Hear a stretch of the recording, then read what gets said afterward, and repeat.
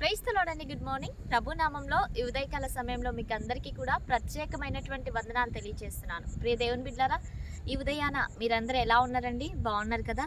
మరి ఈ రోజు గుడ్ న్యూస్ని ధ్యానిద్దామా? పరిశుద్ధ బైబిల్ గ్రంథం నుంచి 31వ కీర్తన 19వ వచనం.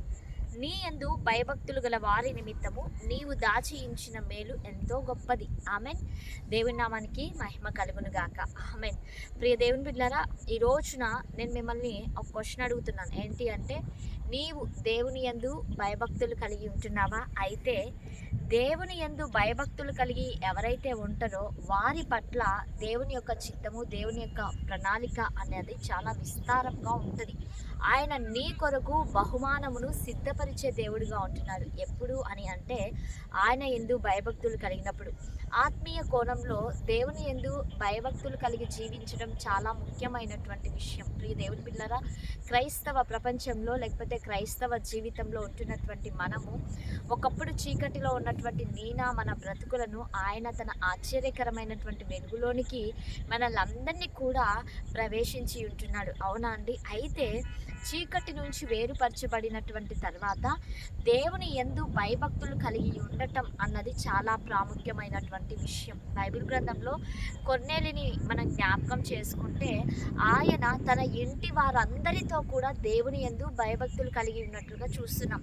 దేవుని బిడ్డలారా, దేవుని యందు భయభక్తులు మాత్రమే కాదు, కానీ తన ఇంటి వారందరితో కూడా దేవుని యందు భయభక్తులు కలిగినటువంటి సందర్భాన్ని మనం చూస్తూ ఉంటున్నాం. ప్రియ దేవుని బిడ్డలారా, ఈ యొక్క ఉదయకాల సమయంలో నీవు దేవుని యందు భయభక్తులు కలిగి జీవించినట్లయితే ఆయన నీ పట్ల దాచి ఉంచిన మేలు ఎంతో గొప్పది. నీవు కావాలనుకున్నది, నీవు నీ జీవితంలో ఉద్దేశిస్తున్నది చాలా తక్కువై ఉండవచ్చు, కానీ ఆయన నీకు ఇవ్వాలనుకున్నటువంటి ఆశీర్వాదము అది ఊహకు అందనిది, నీ యొక్క తలంపులకు మించినదై ఉంటున్నది. కాబట్టి ఈ ఉదయకాల సమయంలో ప్రియ దేవుని బిడ్డలారా, మీరెవరైనా సరే మీకేది కావాలి అన్నా కూడా అది దేవుని సన్నిధిలో నీవు అడగగలిగినట్లయితే ప్రాముఖ్యంగా వాటన్నిటి నుంచి కూడా నువ్వు జవాబును పొందుకోగలుగుతావు. దేవుని నుంచి సమాధానాన్ని నువ్వు పొందుకోగలుగుతావు. కాబట్టి దేవుని యందు భయభక్తులు కలిగి ఉండి ఆయన నుండి వచ్చేటువంటి బహుమానాలకు లేకపోతే ఆయన నుంచి వచ్చేటువంటి